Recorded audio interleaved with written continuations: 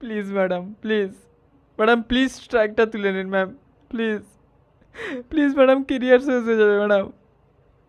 আবে চলবে চুতিয়ে, পা চাটলে তুমি প্রাইজ পাবে, অন্যায়ের প্রতিবাদ করলে স্ট্রাইক খাবে। তো ভাই আজকে কোনো রোস্ট ভিডিও নয়, অ্যান্ড আমি কি বলবো, আমার মুখে কোনো ভাষা নেই, বাট অনেক গালি আছে, মন ভরে দিব। এই ম্যাডামকে নিয়ে আমি ভিডিও বানিয়েছিলাম এবং ওখানে কাঁচা কাঁচা সত্যি কথা বলেছিলাম, যেটা ম্যাডাম নিতে পারেননি।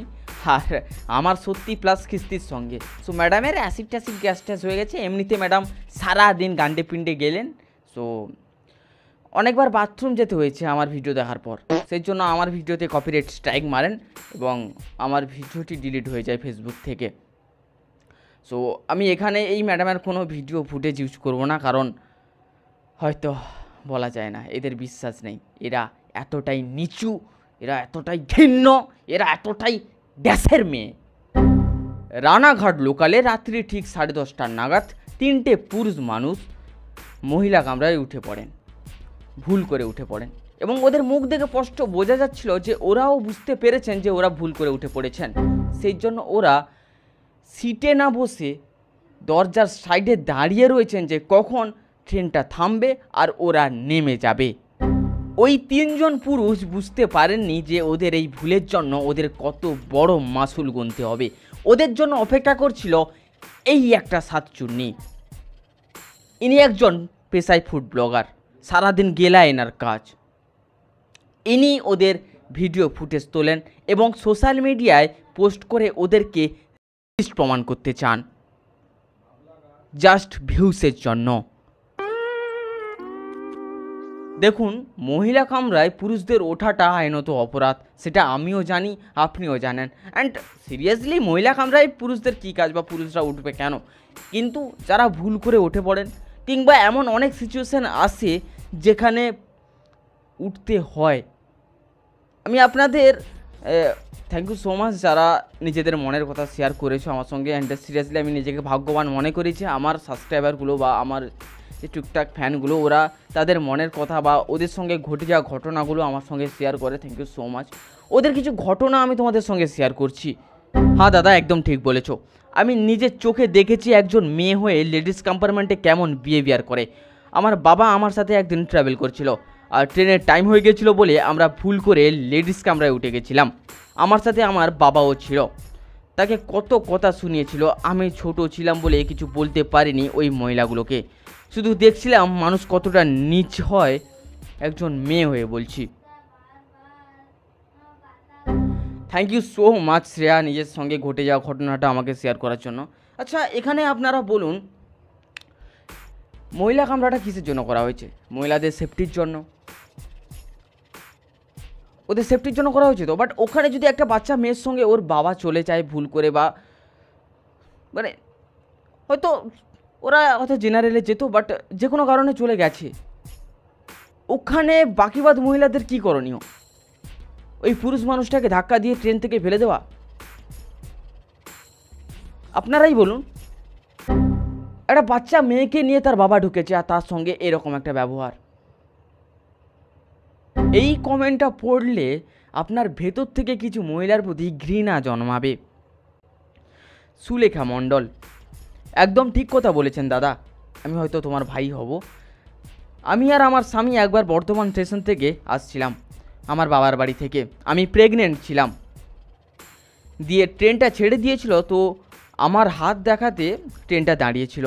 শেষের দিকে লেডিস কামরা, তো আমি বসেছিলাম আর আমার স্বামী দাঁড়িয়েছিল অনেকক্ষণ। তো আমি বললাম একটু বসে পড়ো, ও বলল না। তারপর খাবার সময় বললাম খেয়ে নাও, দিয়ে উঠে যাবে। তো একটা মহিলা বলতে লাগলেন এটা লেডিস কামরা, তাই সেখানে পুলিশও ছিল। উনি বললেন পুলিশকে বলবো, তাই আর কিছু বলতে পারেনি। এইসব মহিলারা এরকমই হয় দাদাভাই। জাস্ট একবার ভাবুন কিছু মহিলার মানসিকতা কেমন। থ্যাংক ইউ সো মাচ সুলেখাদি, নিজের সঙ্গে ঘটে যাওয়া ঘটনাটি আমাকে শেয়ার করার জন্য। Thank you so much. Seriously কী বলবো, আমি সত্যি আমার একজন প্রেগনেন্ট মহিলার সঙ্গে তার স্বামী যদি মহিলা কামরায় যাতায়াত করেন, এখানে কি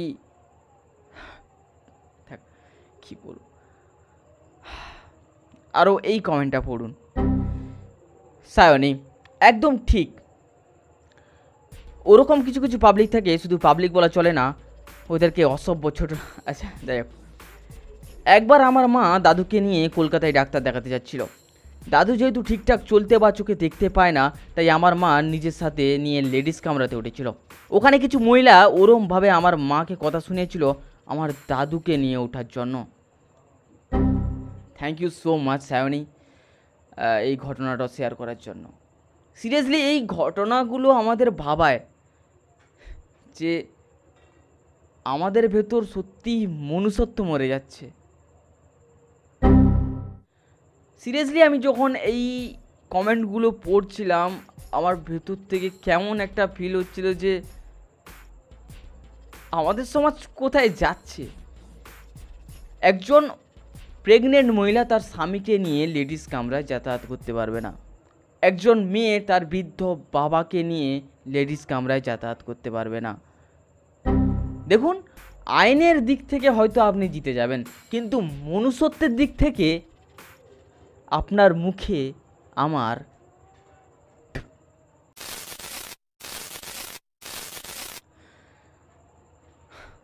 আজ এই অন্যায়ের প্রতিবাদগুলো করেছিলাম বলে, ওই 3 জন পুরুষ মানুষের পাশে দাঁড়িয়েছিলাম বলে আজ আমাকে ফেসবুকে কপিরাইট স্ট্রাইক খেতে হলো। আমি আমি কাউকে দেখলাম না এই ইস্যু নিয়ে কাউকে কথা বলতে। রাস্তার ধারে কিস করলে ওটা নিয়ে কথা হয়, কিন্তু একটা ট্রেনে 3টা পুরুষ মানুষকে তাদের ছোট্ট ভুলের জন্য এত বড় অসম্মানিত হতে হলো গোটা সমাজের সামনে, তার নিজের পরিবারের সামনে, এটা নিয়ে কাউকে কথা বলতে দেখিনি।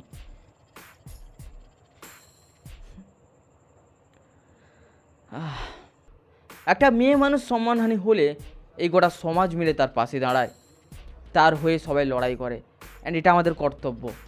ঠিক তেমনই একজন পুরুষ মানুষের সম্মানহানি হলে আমাদেরও কর্তব্য ওনার পাশে দাঁড়ানো। কিন্তু তার বিপরীতে কি হয়, ওই মানুষটাকে নিয়ে হাসি ঠাট্টা করা হয়। দেখ দেখ ও মহিলা কামরায় উঠে পড়েছিল। এটা তোমার সঙ্গে হতে পারে। এই টাইপের মহিলার ভেতর গুঁজে গুঁজে টক্সিসিটি ভরা, ছেলেদের ওপর ঘৃণা ভরা। এরা এরা নিজেদের লাভ ছাড়া আর কিচ্ছু বোঝে না। এরা হচ্ছে গিয়ে আমাদের সমাজের আগাছা। ব্যাস, যেখানে একটা ছোট্ট সরি বলে দিলে ল্যাটা চুকে যায়, সেখানে আমাদের এই দিদি কী সব বলছেন জানেন তো, মহিলারা সচেতন হন, নয়তো দিল্লি, আরজিকর বা নিউ টাউনের মতো ঘটনা ঘটতেই থাকবে, প্রতিবাদ করতে শিখুন।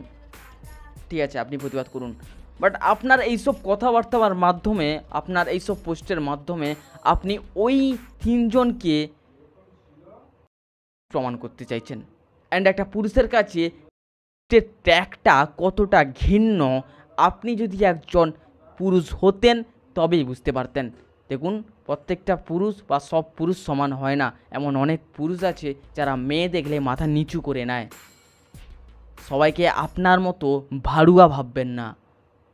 সত্যি বলতে ভাই, আমি প্রচুর হাসি খুশি থাকি, মানে যে কোনো সিচুয়েশন বা যে কোনো সিরিয়াস সিচুয়েশনেও ভাই আমি বেশি হাসাহাসি করি ভাই।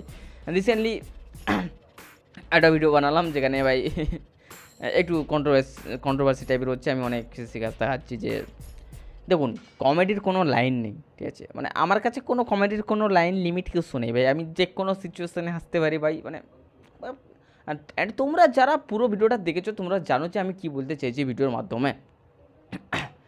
বাট সিরিয়াসলি আমি যখন দেখি যে এই ব্যাপারটা নিয়ে প্রতিবাদ করার জন্য আমি আমার পেজে কপিরাইট খেলাম, সিরিয়াসলি আমার যা খারাপ লেগেছে ভেতর থেকে, সিরিয়াসলি যা খারাপ লেগেছে আমি কি বলবো, আমার মুখে কোনো ভাষা নেই। ব্যাস, পেজটা কিছুদিন আগেই খুলেছিলাম, 8টা মতো ফলোয়ার্স আছে ভাই ফেসবুকে, তো ফলো করে নিতে পারো, ঠিক আছে। অ্যান্ড সিরিয়াসলি প্রচুর খারাপ লেগেছে যে প্রতিবাদ করলে তার এই ফল পাচ্ছি। অ্যান্ড তাও ভাই প্রতিবাদ কমানো যাবে না, কারণ এই সমাজটা আমাদের, সো লড়তে হবে। অ্যান্ড এইসব আলবাল মাল তো ভাই থাকবেই, এদেরকে ছাঁটাতে একটু হবে, ঠিক আছে। অ্যান্ড দেখুন, আমি মহিলাদের প্রচুর সম্মান করি, আমি যতটা মহিলাকে সম্মান করি ঠিক ততটা পুরুষকেও সম্মান করি, কিন্তু বিশ্বাস আর কিছু মহিলাকে রেসপেক্ট আমার দিতে ইচ্ছে করে না, করেনি, ইচ্ছা করেনি আমার দিতে, আমি দেইনি। আর আপনি স্ট্রাইক মেরে আপনি কতজনের মুখ বন্ধ করবেন? একদিন এমনও আসবে যেদিন ঘরে ঘরে এক একটা দাড্ডি জন্মাবে, যে চোখে চোখ রেখে আপনার গাঁড় মেরে দেওয়ার ক্ষমতা রাখে। Tata, by.